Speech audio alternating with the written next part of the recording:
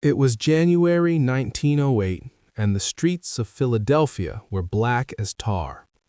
A man named Thomas McCaffrey stood beneath a cast-iron lamp-post at the corner of Chestnut and Broad, waiting. His ladder was propped against the post. His brass lighter hung from his belt. He'd been doing this for 23 years, and he knew the rhythm better than his own heartbeat. Light the lamp, move on. Light the next one, move on again. But tonight, something was different. The gas line was dead. He twisted the valve. Nothing. He checked the next post. Same thing. Then the next. All dead. Someone at the gasworks had made a mistake, or the pressure had dropped, or the line had frozen. It didn't matter why. What mattered was that 6 blocks of Center City would sit in darkness until morning, unless he walked back to the station and reported it. And by then, people would be walking blind through streets where anything could happen. Thomas stood there for a moment, his breath clouding in the cold air, and made a decision. He lit his own hand torch and began walking the route anyway, holding the flame high so people could at least see where they were going. He walked for 3 hours that night, alone, a single moving light in a city that had gone dark. But this wasn't a rare moment. This was an ordinary day. Before electric light became something you could flip on with a switch, before streetlights turned on automatically at dusk, someone had to do it by hand. Every single one. In cities and towns across America, thousands of men walked the streets each evening, carrying ladders and flame, turning night into something people could move through. They were called lamplighters, and for more than half a century they were as essential to city life as water or bread.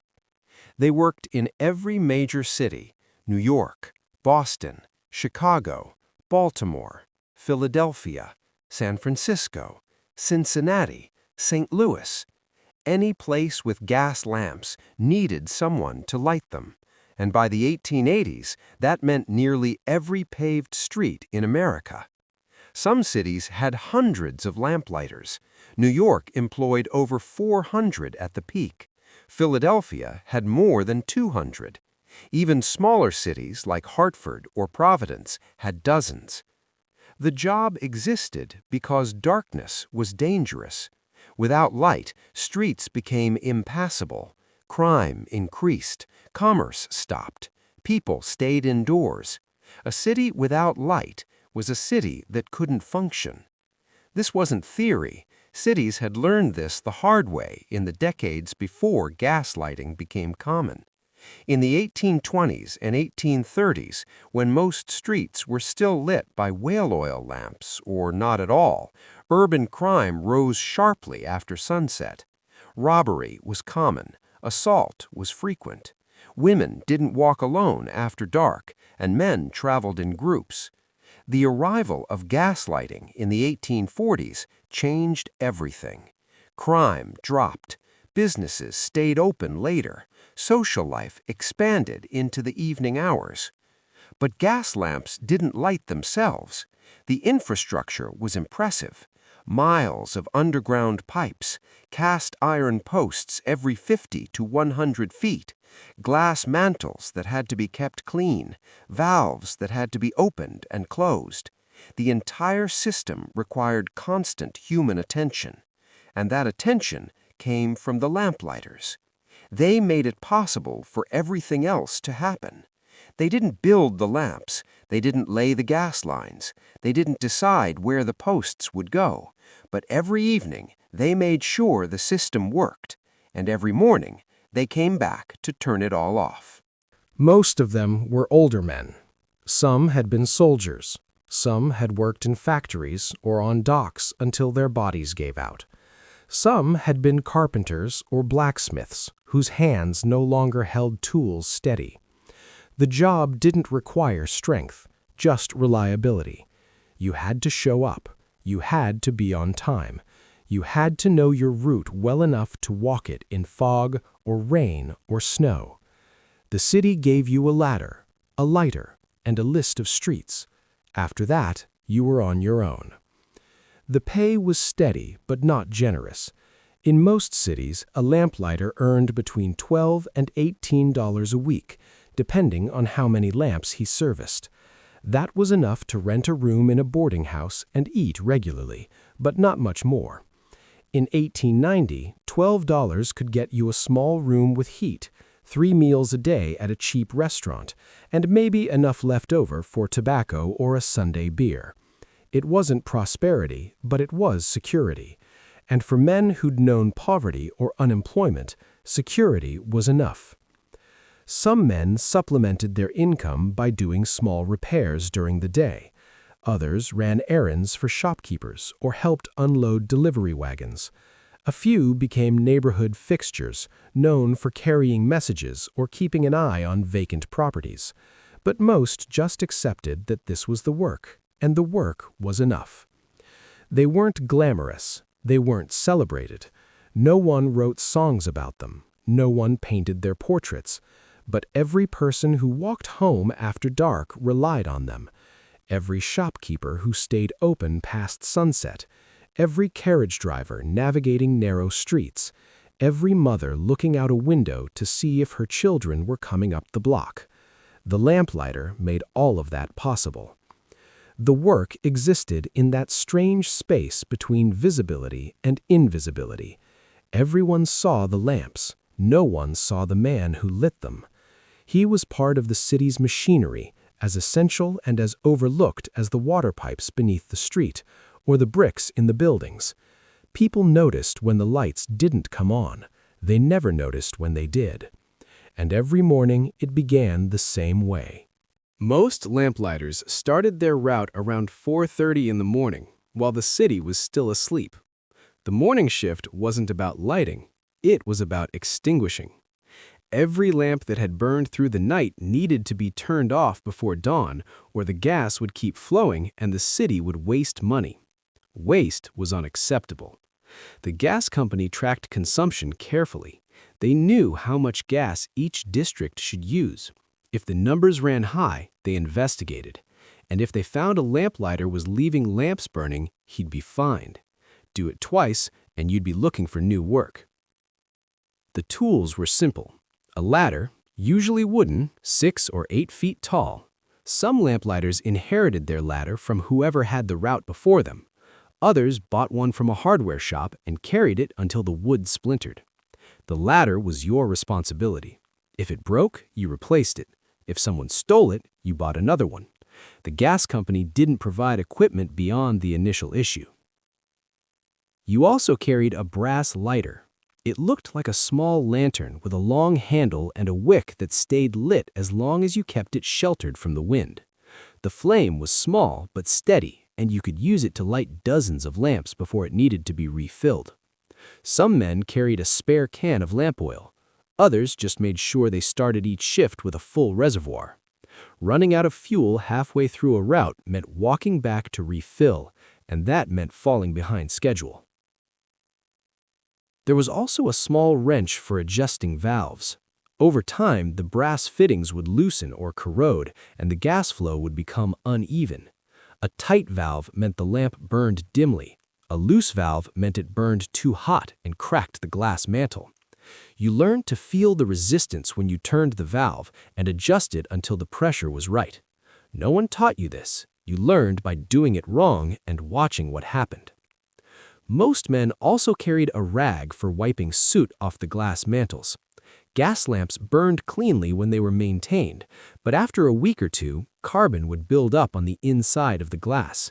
The light would dim. The flame would flicker. So every few days, you'd take an extra minute at each lamp to wipe the glass clean.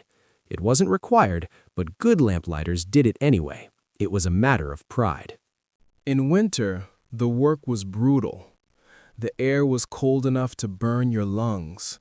Ice formed on the ladder rungs, and you had to test each step before putting your weight on it. Your fingers went numb even through gloves, and you had to be careful not to drop the lighter or the wrench. If you dropped the lighter, the flame would go out, and you'd have to walk back to the station to relight it. That could cost you an hour. If you dropped the wrench, you'd spend the rest of the route trying to turn valves by hand, which was nearly impossible. Some mornings, the cold was so severe that the gas itself froze in the lines. When that happened, the lamps wouldn't light no matter what you did. You'd turn the valve and hear nothing. No hiss, no flow, just silence. On those mornings, you still walked the route, checking each lamp and making notes of which ones were dead. Then you'd report it to the gas company and they'd send a crew to thaw the lines. But until they did, those streets stayed dark. In summer, the work was easier physically, but the days were longer, which meant less sleep between shifts. You finished extinguishing the lamps around 6 or 6:30 in the morning, just as the heat started to rise. By evening, when it was time to light them again, you were already tired. The heat made everything harder. The ladder was hot to the touch. The brass fittings on the lamps burned your hands if you weren't careful. The smell of gas became stronger in the heat, and if you breathed it in too deeply, you'd get dizzy. The route never changed. Every lamplighter had his streets, and he walked them in the same order every day. Chestnut to Market, Market to Walnut, Walnut to Sansom. Down one side, up the other. You learned every crack in the sidewalk, every loose cobblestone, every place where the lamp leaned slightly to the left because the ground had settled unevenly. You knew which lamps burned clean and which ones smoked. You knew which valves were stiff and which ones turned easily. You knew where the dogs were. There was a rhythm to it. Climb the ladder, turn the valve, wait for the hiss of gas, apply the flame, watch it catch. Climb down, move the ladder, repeat. A good lamplighter could do 30 lamps in an hour if the route was flat and the lamps were close together. In older parts of the city, where the streets twisted and the lamps were spread farther apart, it might take twice as long.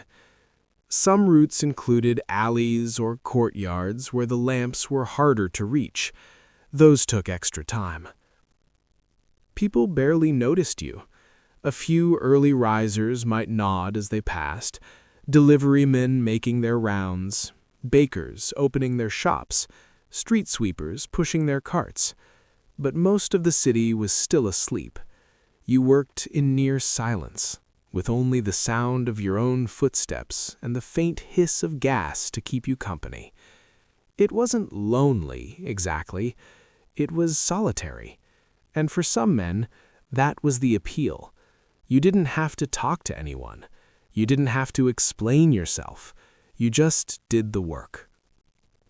Some lamplighters liked the quiet. It gave them time to think, time to plan the rest of their day, time to remember things they'd forgotten or ignored.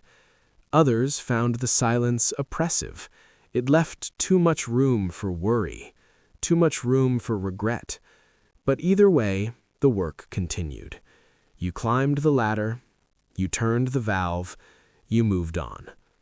Because once the work started, there was no room for mistakes. The repetition was everything. Every lamp had to be lit at the right time. Too early, and you wasted gas while there was still daylight. Too late, and people walked home in the dark. The city didn't give much margin for error. Most gas companies required lamps to be lit within 15 minutes of official sunset. That time changed every day as the seasons shifted, so you had to pay attention. Some lamplighters carried almanacs that listed sunset times for every day of the year. Others just watched the sky and learned to judge when the light was fading. If complaints came in, the gas company investigated. They'd send a supervisor to walk your route and check the lamps. If they found one that hadn't been lit, or one that was lit too early or too late, you'd be called into the office. The first time, it was a warning. The second time, a fine. The third time, you were replaced. There were always men willing to take the job, and the company knew it. The skill wasn't in the lighting itself. Anyone could strike a flame and hold it to a gas jet. The skill was in managing the route, knowing how long each section would take, knowing where you could move quickly and where you had to slow down because the lamps were old or the streets were uneven, knowing how to read the weather and adjust your pace so you didn't get caught in a downpour halfway through. You also had to know the lamps themselves.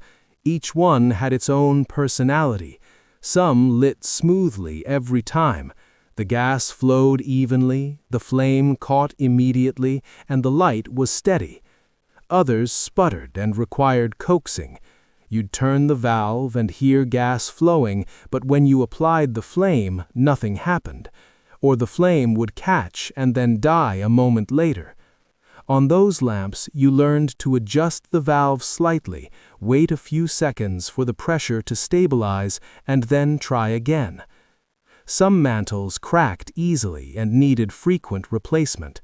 The glass was thin, and any sudden temperature change could shatter it. If you lit a lamp on a cold night and the glass was already chilled, the heat from the flame could crack it instantly. When that happened, you had two choices.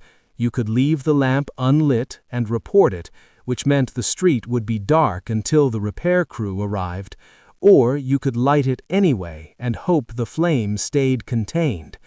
Most lamplighters chose the second option. A cracked mantle was better than no light at all. Some leaks leaked and had to be tightened every few days. You'd smell the gas before you even reached the lamp. That faint, sulfurous odor that meant something was escaping. If the leak was small, you could tighten the valve with your wrench and the smell would disappear. If the leak was larger, you'd report it and mark the lamp so the repair crew could find it. But until they fixed it, you still had to light it. You just did it carefully, making sure the flame caught cleanly and didn't spread. A good lamplighter kept mental notes on every post. He didn't write anything down, he just remembered. Lamp 14 has a slow valve. Lamp 22 leans to the right. Lamp 37 needs a new mantle. Lamp 41 has a dog that barks. You carried this information in your head and updated it constantly. And if you forgot, you learned quickly. The public saw the job as simple. Walk around, light some lamps, go home. But anyone who did the work knew it was more complicated than that. You had to think ahead. If you knew a storm was coming, you finished your route as fast as possible because wind made it nearly impossible to keep the lighter going. Even a strong breeze could blow out the flame, and once it was out, you had to find shelter to relight it. Some men carried matches as backup, but matches were expensive and didn't work well in the rain. If you heard rumors of unrest in a certain neighborhood, you adjusted your route to avoid trouble. Cities in the late 1800s were tense places. Labor strikes, ethnic tensions, political rallies that sometimes turned violent. A lamplighter couldn't afford to get caught in the middle of a confrontation. So you listened. You paid attention to what people were saying in the streets. And if you sensed danger, you lit your lamps quickly and moved on. There was also the problem of vandalism. Kids threw rocks at the lamps. Drunks stumbled into the posts and bent them. Sometimes people deliberately broke the glass just to cause trouble. When that happened, the lamplighter had to make a decision. If the damage was minor, he could still light the lamp and report it later. If the glass was shattered, lighting it was dangerous. The flame could escape and ignite something nearby. So he'd skip it, mark it in his memory, and move on. The street would be darker that night, but that was better than starting a fire. And then there were the dogs. Every route had them. Some were harmless, neighborhood pets that barked but never approached. Others were territorial.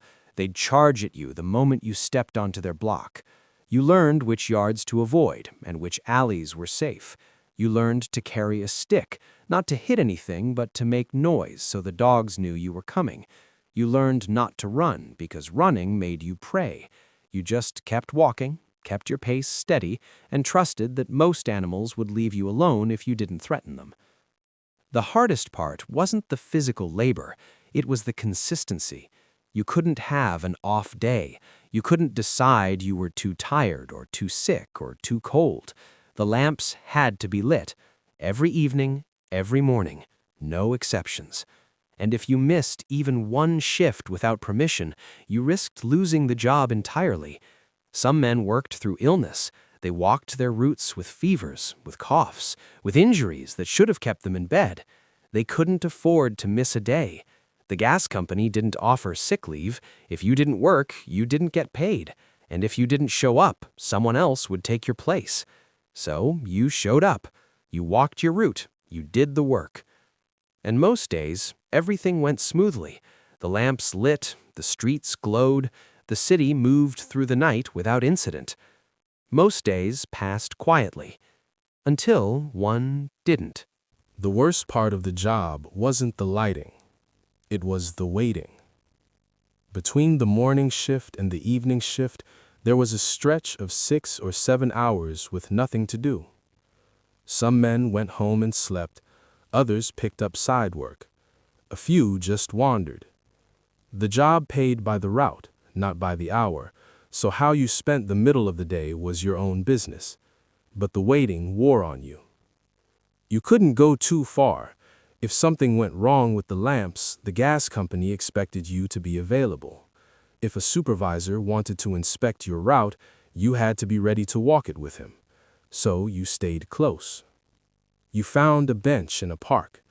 You sat on the steps of a library. You watched the city move around you and waited for evening to come. Some men sat in cheap cafes. A cup of coffee cost 5 cents and bought you a seat for an hour or more. You could read newspapers other people had left behind. You could listen to conversations. You could watch the street through the window and think about nothing in particular. The warmth was appealing in winter. The shade was welcome in summer. And the routine provided structure to the empty hours. Others found day labor, unloading wagons, sweeping floors, running errands for shopkeepers. The pay was small, usually $1 or $2 for a few hours of work, but it helped, and it gave you something to do besides sit and wait. But day labor was unreliable. Some days there was work, other days there wasn't, and you couldn't commit to anything permanent because you had to be free by late afternoon. A few men drank, not heavily, but enough to take the edge off. A beer or two in the afternoon made the evening shift feel shorter. It dulled the cold in winter and made the heat in summer slightly more bearable. But drinking too much was a risk. If you showed up to your route unsteady, someone would notice. If you forgot a lamp or misjudged the time, word got back to the company. So most men stayed sober. They just sat and waited. The loneliness was quiet. You saw the same faces every day, but you didn't talk much. Other lamplighters walked their own routes. Street vendors had their own work. The people who lived along your route knew you by sight, but they didn't know your name. You were just the lamplighter, the man who walked past twice a day and never stopped. Some men liked the solitude. It gave them time to think, time to be alone without anyone asking anything of them. There was a freedom in that. No boss standing over you, no one demanding conversation, just the work and the walking and the quiet. But others found it unbearable. The isolation crept in slowly, and by the time you noticed it, it had already settled into your bones. You'd go days without having a real conversation, weeks without anyone asking how you were, months without anyone caring, and eventually you stopped expecting it. The city moved around you, but you weren't part of it. You were infrastructure, like the lamps themselves, necessary but invisible. People depended on you, but they didn't see you. And that was the loneliest part. Not the walking, not the cold, the quiet understanding that no one would notice if you disappeared as long as someone else lit the lamps. Some men broke under the weight of it. They stopped showing up. They found other work or left the city entirely. A few drank themselves into oblivion, but most just endured. They accepted the loneliness as part of the job and kept walking. And in the waiting, you learned things about yourself, whether you could tolerate silence, whether you needed people or preferred to be alone, whether the work itself was enough to give your life meaning, or whether you needed something more. There were no easy answers. You just waited. And when evening came, you picked up your ladder and walked your route. And then came the moment everyone feared. The real danger wasn't the work itself. It was the gas. Every lamplighter knew the smell, that faint, acrid odor that meant something was leaking. Most leaks were small, a loose valve, a cracked fitting. You tightened it, reported it, and moved on. But sometimes the leak was bigger, and when gas accumulated in an enclosed space, any spark could ignite it. Explosions were rare, but they happened. In New York, a lamplighter named Patrick Doyle was killed in 1893 when a manhole cover blew off beneath him. Gas had been leaking into the underground chamber all day, and when he lit the nearest lamp, the flame found its way down through a crack in the pavement. The explosion lifted the iron cover 20 feet into the air and shattered windows on both sides of the street. Doyle was thrown into a brick wall. He died before anyone could reach him. After that, lamplighters became more cautious. They learned to check for gas before lighting anything near a manhole or a basement grate. They learned to listen for the hiss that meant pressure was building somewhere it shouldn't. They learned to trust their instincts. If something felt wrong, you walked away, you reported it, you didn't take the risk. But even small mistakes could have consequences. If you left a valve open and the gas kept flowing all night, the lamp would burn too hot and crack the mantle. If you lit a lamp with a damaged mantle, the flame could spread and catch the wooden post on fire. If you spilled lamp oil on your clothes and then lit the next lamp, you could set yourself ablaze. The job required constant attention, and even experienced men made errors. In Chicago, a lamplighter named William Hayes accidentally ignited his own coat in 1897. He'd been refilling his lighter and spilled oil on his sleeve without noticing. When he lit the next lamp, the flame caught the oil and spread up his arm. He managed to tear the coat off before the fire reached his skin, but he was left with burns on his hand and wrist. He took 2 weeks off to recover, and when he came back, he worked more carefully. But the fear stayed with him. There was also the pressure of being blamed. If a street went dark, people complained. If a lamp exploded, people demanded answers. And the easiest answer was always the lamplighter. He must have done something wrong. He must have been careless. It didn't matter if the equipment was faulty or the gas company had cut corners on maintenance. The man with the ladder was the one who took the blame. In Philadelphia, a lamp exploded in 1902 and injured a passing woman. The glass mantle shattered, and a shard cut her face. She sued the gas company, and the company blamed the lamplighter. They claimed he'd licked the lamp improperly. The lamplighter insisted the mantle had already been cracked and he'd reported it days earlier. But there was no record of his report. The company fired him, and he never worked as a lamplighter again. So you learned to be careful. You double-checked everything. You reported problems immediately, and you made sure someone wrote it down. You kept your tools clean.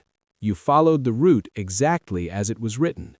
And you hoped that when something went wrong, it wouldn't be on your shift. But this wasn't how the job ended. The first electric streetlights appeared in American cities in the 1880s, but most people didn't think they'd replace gas lamps entirely. Electric light was harsh. It flickered. It required expensive infrastructure. Cables had to be strung overhead or buried underground. Power stations had to be built. The initial cost was enormous. Gas lamps were reliable. They'd been working for decades. Why change? But the electric companies were patient. They started small. A few lights in a business district. A demonstration project near City Hall. In 1882, New York installed electric streetlights along Broadway. The lights were brighter than gas, and people noticed. Gradually, the technology improved. The lights stopped flickering. The cost came down, and cities began to see the advantage. Electric lights didn't need someone to light them every evening. They could be controlled from a central station. One man could throw a switch and light an entire neighborhood. The lamplighters noticed the change slowly. First, a few streets were converted, then a few more. The routes got shorter. Instead of lighting 200 lamps, you lit 150, then 100, then 75. The work didn't disappear all at once, it just shrank. Some men were reassigned. The gas company needed workers to maintain the remaining lamps, to inspect the lines, to handle complaints. But those jobs were fewer, and they didn't pay as well. The work was irregular. You might work 3 days one week and none the next, and the gas company made it clear that these positions were temporary. Eventually, the gas lamps would all be gone. Other men were let go entirely. The company gave them 2 weeks' notice and a final paycheck. After that, they were on their own. Some found work in factories. Others took jobs as janitors or night watchmen. A few became street vendors, selling newspapers or produce from push carts. The work was different, but it paid, and that was what mattered. By 1910, most major cities had converted at least half their streets to electric light. New York was almost entirely electric. Chicago was close behind. Philadelphia, Boston, and Baltimore followed. Smaller cities moved more slowly, but the trend was clear. Gas lamps were disappearing. By 1920, gas lamps were rare. A few remained in parks or historic districts, maintained for nostalgia. Some wealthy neighborhoods kept them because residents preferred the softer light. But on most streets, electric lights had taken over. They were brighter, cheaper, and more reliable. From a practical standpoint, there was no reason to keep the old system. And by 1930, the job of the lamplighter had effectively disappeared. A handful of men still maintained gas lamps in places like Boston's Beacon Hill or Philadelphia's Society Hill, but these were exceptions. The profession was gone. The men who lost their work didn't make a fuss. There were no protests, no public outcry. The job had simply become obsolete, and everyone understood that. Progress meant leaving certain things behind. Some found other work. Some retired. A few kept walking their old routes out of habit, even though there was nothing left to light. They'd spent so many years walking the same streets that it felt wrong to stop. One former lamplighter in Boston continued walking his route for months after the lamps were removed. He didn't carry a ladder or a lighter. He just walked. People who saw him thought he was confused or senile, but he wasn't. He was saying goodbye. Most people never noticed it was happening. What replaced the lamplighter was efficiency. Electric street lights came on automatically. A clockwork mechanism or a photocell detected when the sun went down and triggered the lights. They burned brighter and lasted longer. They didn't require daily maintenance. From a purely practical standpoint, the change made sense. Cities saved money. Streets were better lit. Crime rates dropped in areas with electric lights. Studies from the 1920s showed that neighborhoods with electric streetlights had 30% less nighttime crime than those that still used gas. But something was lost in the transition. The lamplighter had been a human presence on the street, someone who walked the same route every day and knew the neighborhood. If a door was left open late at night, he might knock and alert the homeowner. If he saw someone injured or in trouble, he stopped. He wasn't a police officer or a social worker, but he was there, and his presence mattered. With electric lights, that presence disappeared. The streets were brighter but emptier. No one walked them twice a day. No one checked the lamps. No one noticed when something was wrong. The lights either worked or they didn't, and if they didn't, you called the electric company and waited. There was also a loss of craft. Lighting a gas lamp required knowledge. You had to understand how the system worked. You had to adjust for weather and pressure and wear. You had to know each lamp individually. Electric lights required none of that. They were designed to be foolproof. Anyone could flip a switch, but that also meant no one needed to learn the details. The skill disappeared along with the job. Some people mourned this. Writers and artists romanticized the lamplighter, turning him into a symbol of a simpler time. Robert Louis Stevenson wrote a poem called The Lamplighter in 1885, describing the figure as a friend who brought comfort to children afraid of the dark. The poem was popular for decades and helped cement the image of the lamplighter as a gentle, reassuring presence. But most people just accepted it. Progress meant leaving certain things behind. The lamplighter was one of them. He'd served his purpose, and now that purpose was obsolete. There was no point in sentimentality. And yet, the need for someone to pay attention never disappeared. Cities still needed people who walked the streets and noticed what others missed. They just called them something else. Meter readers, postal carriers, security guards, beat cops. The job changed, but the function remained. Someone still had to be present. Someone still had to care enough to look. The lamplighter disappeared. The need never did. If you search for traces of the job today, you'll find a few remnants. Old photographs of men standing beside cast-iron posts, ladder propped against the streetlight, lighter in hand. Their faces are usually serious, unsmiling, not because they were unhappy, but because that's how people posed for photographs in the late 1800s. You held still. You looked at the camera. You didn't smile unless there was a reason. Museum exhibits preserve antique lamps and explain how the system worked. You can see the brass fittings, the glass mantles, the iron posts. You can read descriptions of the daily routine. But the objects don't convey the experience. They don't show you what it felt like to walk the same streets every morning and evening for years. They don't explain the loneliness or the pride or the quiet satisfaction of knowing you'd done your job well. Historical societies in some cities maintain a single gas lamp and light it ceremonially once a year. In Boston, a gas lamp on Beacon Hill is lit every evening by a staff member dressed in period clothing. It's a tourist attraction now, a reminder of how things used to be. But it's not the same. The man lighting it goes home afterward. He doesn't walk a route. He doesn't know the neighborhood. He's performing a role, not doing a job. But the men themselves are gone.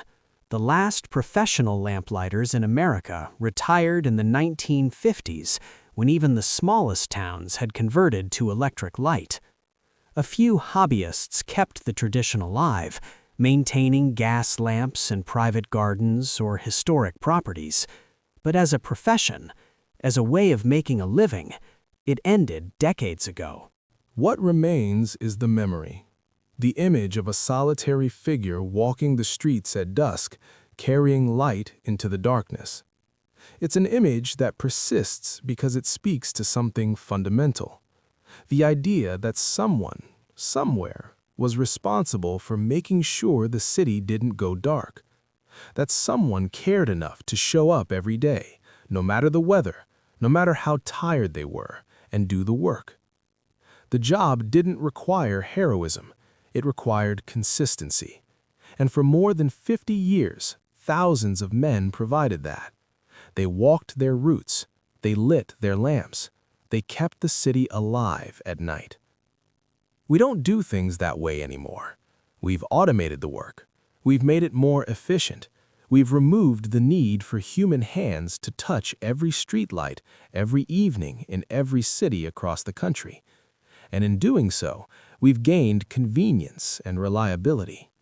But we've also lost something harder to define, a sense that someone was watching, that someone knew the neighborhood, that if something went wrong, there was a person, not a system, who would notice. The lamplighter knew his streets. He knew which houses had children and which ones had elderly residents who rarely went out. He knew which shops opened early and which ones stayed open late. He knew where trouble was likely to happen and where it was safe.